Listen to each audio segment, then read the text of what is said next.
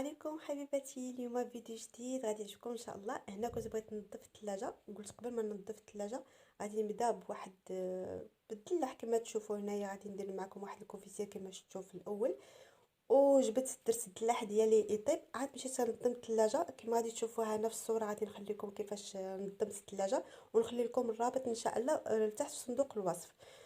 بالنسبه لنا بالنسبه للعائله ديالتي صغيره، دونك كنشري الدلاحه ما غاديش ناكلوها طبيعه الحال دقه واحده.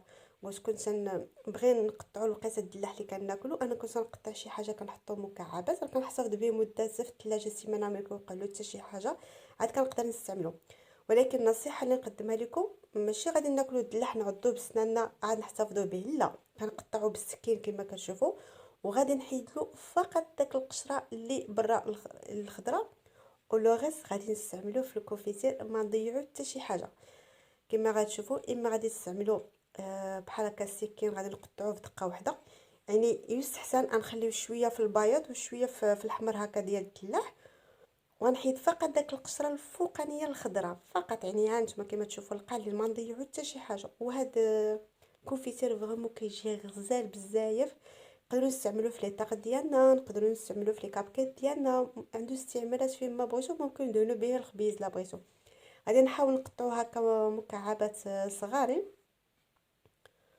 الكميه ديالتي كامله غادي نحاول نقطع. ممكن تستعملوا السكين، انا كنفضل هاد الطريقه يعني ديال السكين وهكا نقطعو، ولا ممكن تستعملوا السكين الاقتصادي. السكين الاقتصادي شويه قاصحه الحال، ولا بهاد السكين هكا شويه صعيب الحال، لقاش القشره ديال الدلاح كتكون قاصحه. كما وريتكم الطريقه الاولى كيكون احسن، ولكن كتبقى الاختيار اللي بغا. انا كنفضل الطريقه الاولى او تقشر كما كتشوفوا. انا كنحيد داك القشره الفوقانيه الخضراء. غادي نحاول نكمل الكميه ديالتي كامله، وعاد غادي نرجع معكم ان شاء الله. بهذه المناسبه راني شاركت معكم كيفاش نظمت الثلاجه. غادي نخلي لكم الرابط من تحت في صندوق الوصف ان شاء الله، ونخليكم هنا الصوره كي نظمت الثلاجه. منظمات يعني موجودين في السوق، والثمن ديالهم مناسب بطبيعه الحال. وريتكم كيفاش احتفظت بالخضره لمده طويله ما كطيش. يعني شاركت معكم بزاف ديال النصائح، نتمنى انكم تشوفوا الفيديو. وكنرحب بالتعاليق ديالكم الزوينه اللي تتخليوها. لو كنتي اول مره كتشاهدي القناه ديالي، ما تبخليش علينا بالضغط على اشتراك او صابوني او سبسكرايب، وتفعلوا الجرس باش هكا يوصلكم دائما جديد. ولا عندك اي سؤال ولا اقتراح الفيديوهات القادمه، كنرحب بجميع التعاليق ديالكم. كما كتشوفوا هنا راني جامعه واحد الكميه تبارك الله. هانتوما من بعد غادي نوزن معكم بالضبط شحال عندي ديال الدلاح، وتتبقى على حسب الكميه اللي بغيتي. ممكن تستعملي نصف الكميه الا بغيتي اول مره تجربي، او ديري كميه كبيره، كتبقى اختياريه. هنا بعد ما ساليت الكميه ديالتي قطعتها كما كتشوفوا هنايا. هنا تقريبا عندي هنا بواطه والاخرى نص اللي عامر. وغادي نستعملو بالنسبه للحامض، بما ان هذا الحامض بيو غادي نحاول هذاك القشر الفوقاني تا غادي نستعملو. هنا كناخذ السكين الاقتصادي، غادي نحاول نحيد فقط داك القشره الفوقانيه، ما نستعملش داك البايض لحقاش كيكون شويه مر. وممكن نبشروه الا بغيتو، مي انا استعملت هاد الطريقه باش كنحتفظ به، باش لا بغيت نستعملو بحال هكا في لي طاغ نستعملو. وكميه غادي نصاوبو معكم مع المربى ان شاء الله. هنا بعد ما قطعت الكميه ديالتي كامله غادي نحاول نعصرها.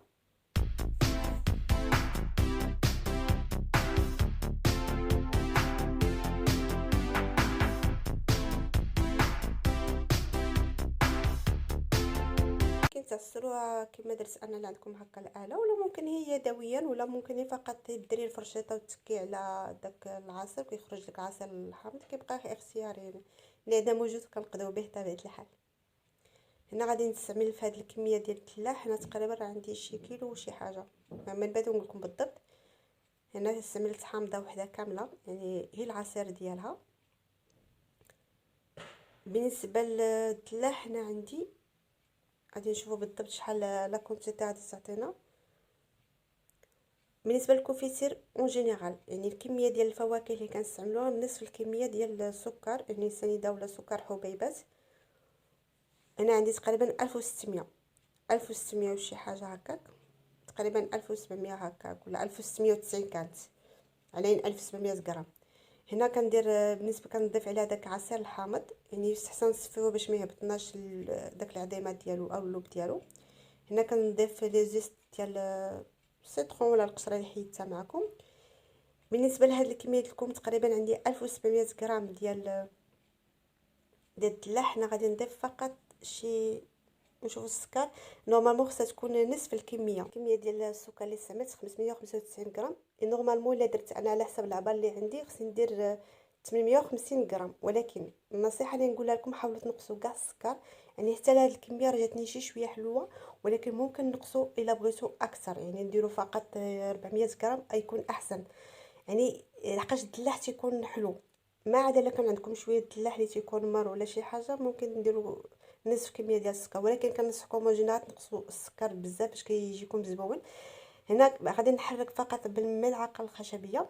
ممكن تخليه واحد المده ديروه في الثلاجه وتحتفظوا به كيطلق الماء، او مباشره كما غندير انا غادي نهزو وغادي نديرو فوق النار كما تشاهدوا معايا. غادي نخليه على نار تكون متوسطه، ما غاديش تكون قليله وما تكونش مرتفعه، وغادي نخليه مره كنجي نحركه. المده ديال الطهي ديالو انا خدات معايا بالضبط ساعه، ولكن ممكن نستعملوه في كوكوط. يعني بعد ما كتصفر لنا كوكوط غادي نحسب له ما بين 20 حتى ل 30 دقيقه تيكون واجد. قاش ديجا كنت جربته بكوكوط، كنت درتو السنه اللي دازت واستعملته بكوكوط، وهذا العام درتو في الطنجره بحال هكا. هنا كنضيف هذاك الحامض اللي كنت عصرته. الا ما بغيتوش تضيفوا الحامض يبقى اختياري ما ديروش نهائيا الحامض، فقط اكتفوا بعصير الحامض. ولكن انا كنجي نبغي شويه هكا يكون حامض كنستعمل لي حامض، ما كنضيعو حتى شي حاجه. هنا كما قلت لكم شوفوا لاحظوا معايا كميه الماء اللي تطلق. انا كما مره كنجي كنت نحركو مره كنت نحركو حتى طاب. المده الطهي انا خدات معايا اكزاكتومون الساعه، يعني ساعه على نار متوسطه. بالنسبه للدلاح راه ما تيطلقناش داك الكشكوشه اللي كنعرفوها اللي تيطلقها لنا في اللي تيطلقها مثلا درنا المشماش، درنا الفخيز فومبواز ولا شي حاجه كيطلق داك الكشكوشه. من الدلاح لا، هنا بعد ما كدوز لنا داك الوقيته ديال الساعه ولا ممكن ساعه الا ربع على حسب داك الساعه. شوفوا خذوا السكين كما درت انا وكتشوفوا واش طاب. ملي كيدخل له الطياب غادي نطحنو فقط. غادي نحيد داك الحامض وغادي نطحنو. اما تستعملوه في كاس كهربائي ولا كاس عندكم بحال هكا يكون احسن، يعني في نفس الطاوه غادي تطحنوا الكونفيتير ديالكم. هنا كتبقى الكثافه ديال الكونفيتير ممكن الا بغيتو يجيكم خاصه ما يكونش ميه شويه غادي تخليوه يشرب المرقه، يعني ماشي المرقه، يشرب داك الماء اللي طلق. ولكن هو بعد ما كيطحن اون جينيرال تيكون شويه كما تشوفوا ليكيد، ولكن ملي كيجلس راه كيجمد شي شويه. ولكن كتبقى الكثافه على حسب كل واحد. انا ما بغيتو موين، يعني ما يكونش ثقيل وما يكونش خفيف. هنا كنحيد داك الحامض وما ننساش القشور ديال الحامض حتى هما نحيدهم باش ما كيطلقليش المرار في الكونفيتير ديالنا. وهذا المربى صراحه كيجي زوين، والاهم انه اقتصادي وصنع منزلي. وعلى فكره ممكن نحتفظوا به في المجمد، راه تيبقى مده طويله ما كيوقع له حتى شي حاجه ومره ما كيجمدش. حبيبتي الا كنتي اول مره كتشاهدي القناه ديالي، معك اختك ابتسام من قناه عالم ابتسام. ما تبخلوش لنا بالاشتراك بالضغط على صابوني او سبسكرايب وتفعلوا الجرس. ضروري تفعيل الجرس، وخا تكوني مشتركه ما مفعلاش الجرس راه ما يوصلكش الجديد، باش هكا توصلوا بالجديد. وما تبخلوش علينا باقتراحاتكم بالكلام ديالكم الطيب، التعاليق ديالكم الزوينه اللي كتخليوها لنا طبيعه الحال. ولا عجبك الفيديو ديال اليوم ما تبخلوش علينا باللايك ديالكم.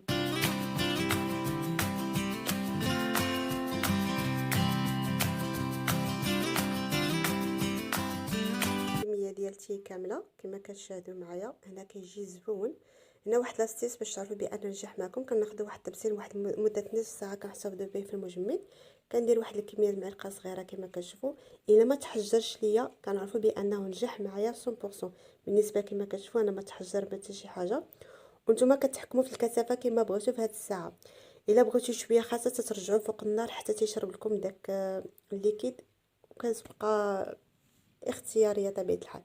هنا في هذه الاثناء بعد ما برد لي طبيعه الحال ما تنحتفظش به في هذا في الثلاجه ولا شي حاجه اللي سخن حتى تيبرد. عاد كنديرو في قريعات بحال هكا. الا بغيت نحتفظ به في الثلاجه كنستعملها. نتوما شوفوا لاحظوا معايا الكثافه كي دايره. هنا راه كان برد شويه وانا بغيتو بهذه الطريقه، يعني ما بغيتوش يكون قاصح.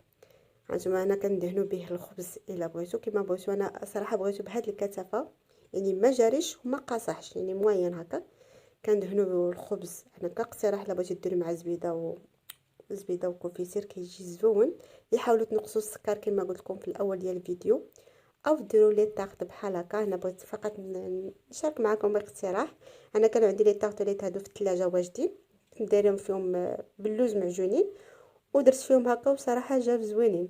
كما قلت لكم ما نحاولوش يعني داك الدلاح عوض غادي نلوحو، نحاولوا نسلكوه هكا.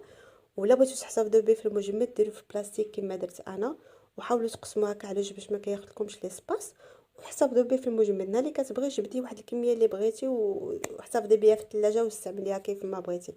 صراحه كيجي زوين بزاف. الله حبيباتي كنقول لكم السلام عليكم، كنضربكم موعد في فيديو اخر ان شاء الله. ولو كنتي مازال ما مشتركه ما تبخليش علينا بالاشتراك، ولا عجبك الفيديو ديال اليوم ما تبخلوش علينا بلي لايك. يلا السلام عليكم.